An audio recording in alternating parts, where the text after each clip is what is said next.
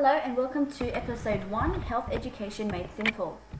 In today's tutorial, we're going to talk about diabetes. Firstly, what is diabetes? We will discuss who gets diabetes, what are some symptoms and also treatments. So what is diabetes? Well, let's talk about generally what happens in the digestive process. Once we consume a food, any particular food, whether it be pasta, carbohydrates, breads, rice, fruit and vegetables, or any dairy products such as milk, yogurt, and cheese, what happens is that food is broken down to 3 particular parts. So it's broken down to carbohydrates, number 1, number 2, fats, and number 3, proteins. More specifically, we're going to look at carbohydrates because the carbohydrate is further broken down into smaller molecules of sugar known as glucose, medically or in your stomach. So the carbohydrate is broken down into glucose molecules. What happens is this glucose molecule is required or is the fuel for your cells. So your liver cells, your blood cells, your hair cells, your muscle cells, this glucose molecule is basically needed for your cells. So it acts like a fuel.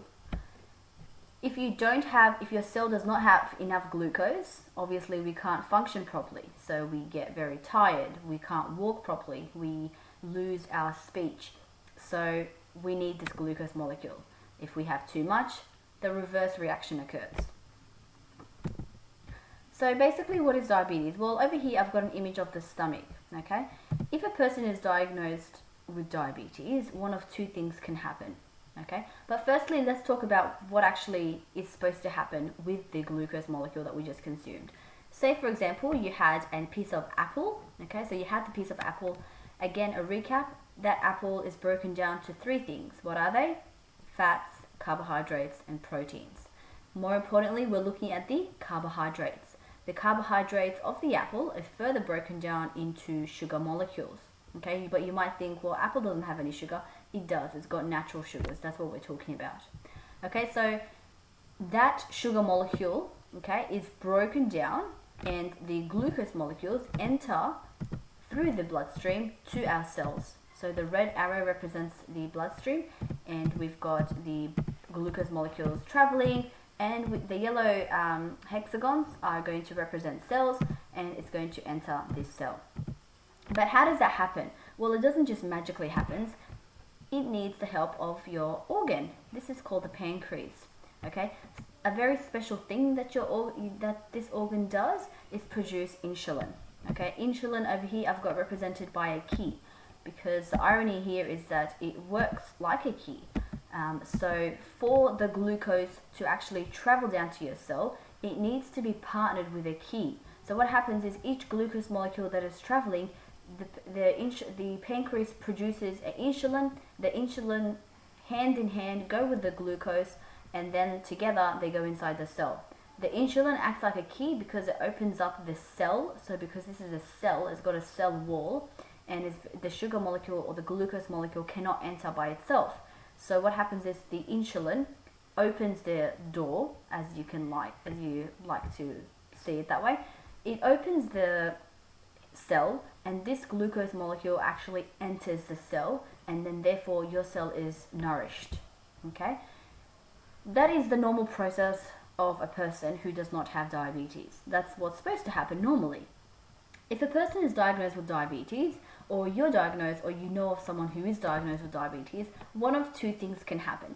Number 1, their pancreas does not produce enough insulin to cater for the amount of glucose that they have in their body. So for example, taking back to that apple example, if they had, this is 6 glucose molecules. Okay, this is again a big analogy. So we've got 6 glucose molecules. Say for example your pancreas only produced 3 insulin. That means 3 keys. So that means 3 of our glucose molecules are going to be left without a partner.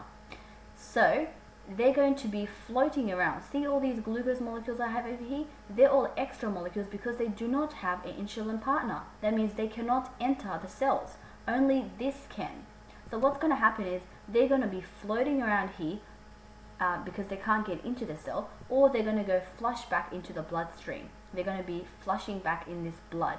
That means it makes your blood more thick, And when you do a blood test, that's when you're able to find out if you have high sugar levels in your blood. That is one way you can find out. And the easiest way, if you are diagnosed with diabetes, you probably will do a daily a checkup on your blood to check your glucose level. So you will have a monitor, you will take a bit of your blood out, say your finger most of the time, and you can actually check your glucose level. That's because the blood that you kind of have, or that you are getting out of your skin, for example, that determines the amount of glucose that is in the blood. So that's a quick reading. That's why you get that quick result. So more so, we've got that blood clogging up here or in our blood, and that's not good, because we know that the first thing with diabetes is that if the cells don't have the glucose, they're going to sort of think of them, they become dry. Okay, they're going to become very, very tired, dry, because they're not nourished. So that's one of the symptoms that you will feel. You'll feel dry, you'll feel very, very thirsty. So for that, what your cell tries to do, it tries to squeeze out and absorb this this glucose molecule. By doing that, it's actually going to shrink, and that's why you feel that thirst and that tiredness and that fatigue. Number two, what happens is your pancreas produces insulin, so it could produce the right amount of insulin for the right amount of glucose molecule. However, the insulin is going to be faulty, as you can call it. So that means the key is going to be broken or not match with the glucose molecule. So we can have 6 glucose molecules and 6 insulin, and they're going to be partnered with each other, but for some reason the insulin is receptive to the cell. It's not, the key does not open the cell. So the glucose molecule basically again floats around here or goes back into the blood cell. Or we can have a faulty key, so the key can sort of be broken. The insulin is not, it's not working properly, so it does not open the cell. Again, the glucose molecules are either in this region or they're flushed back into the bloodstream. So who gets diabetes? Well, a lot of population groups actually are diagnosed with diabetes. Now, first of all, we need to understand the two different types of diabetes. We've got type 1 diabetes and type 2 diabetes. Type 1 diabetes is generally diabetes that occur at a very young age, and that is of heredity. That means your parents or your grandmother or some sort of, it's in your heredity. So it's in your gene that you will get diabetes. More so to say that you can actually control your diabetes if you are a type 1 diabetes. But more common, we've got type 2 diabetes. Type 2 diabetes is the diabetes that is related to the diet. So if your diet is very, very poor, you probably will have type 2 diabetes. If you consume too much junk food, if you consume too much soda drink, too much sugar, you know what I'm talking about, all those bad foods, you probably will get type 2 diabetes. The elderly, as you age, you're more likely to get type 2 diabetes. Okay. Also, if you've got poor diet, and if you have any other diagnosis, so things like if you've got high blood pressure, it is a chance that you probably will get type 2 diabetes. So other illnesses that can actually cause type 2 diabetes is common in that population group as well. And one more group, the pregnant woman. So this one sometimes is temporarily. So some women that are pregnant, they will have type 2 diabetes for a while, and as they finish their pregnancy stage, the diabetes will eventually fade away. And some poor, unlucky people, once they have the pregnancy, even after the pregnancy, their type 2 diabetes will actually be with them for a long time. Some of the symptoms, as we mentioned, thirst, and that is because of the cell striving for nourishment, and because its lack of nutritional input, it's going to shrink and shiver. So you feel thirsty, you feel dry throat, dry mouth all the time. Frequent urination is one, and also for speaking about urination, the urine will most likely be a darker yellow color, and that is because not a lot of water is in there. The kidney is not filtering properly, so you'll have a lot more darker urine color.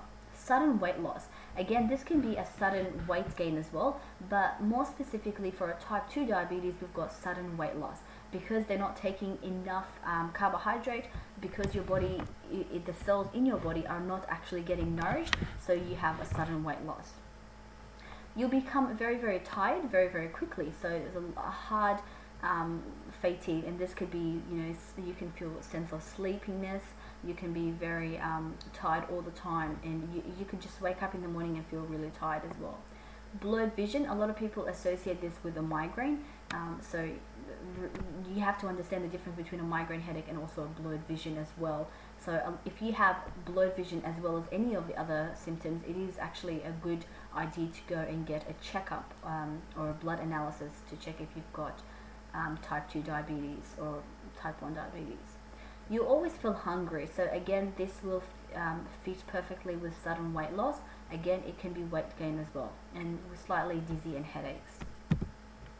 So what are some treatments if we do? Well, the number one, first and foremost treatment is your diet. Whether you've got type 1 diabetes or type 2 diabetes, we need to take care of our diet. So over here, I've got an image of the food pyramid.